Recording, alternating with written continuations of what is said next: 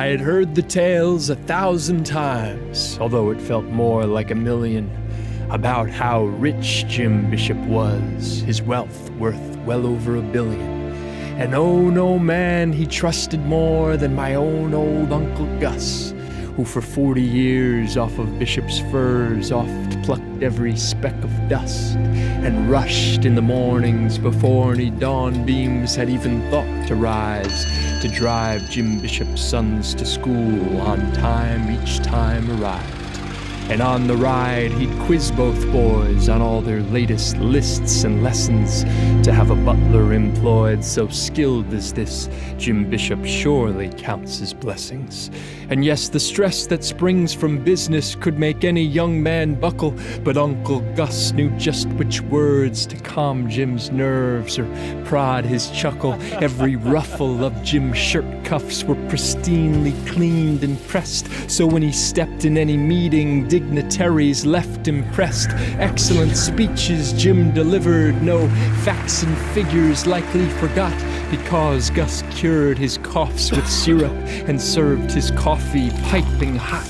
Why not, we all inquired Gus, won't you just find a new position? As he sat beside the fire, leaving the letter behind inside the kitchen. I guess it was written by Jim to inform and to thank all who through him had long made an earning. But now business in Europe was booming, and so he'd be moving, no thought of returning.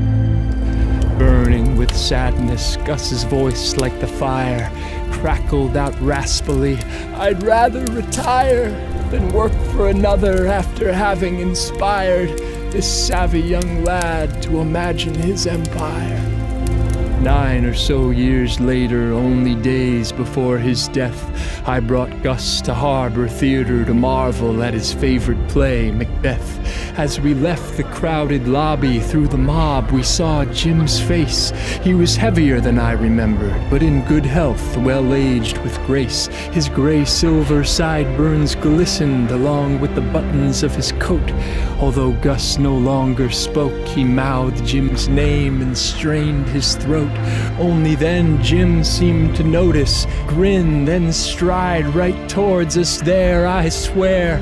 Gus's eyes watered with pride. He tried to rise from his wheelchair. Could there be one last task to ask of him, one final farewell to bid?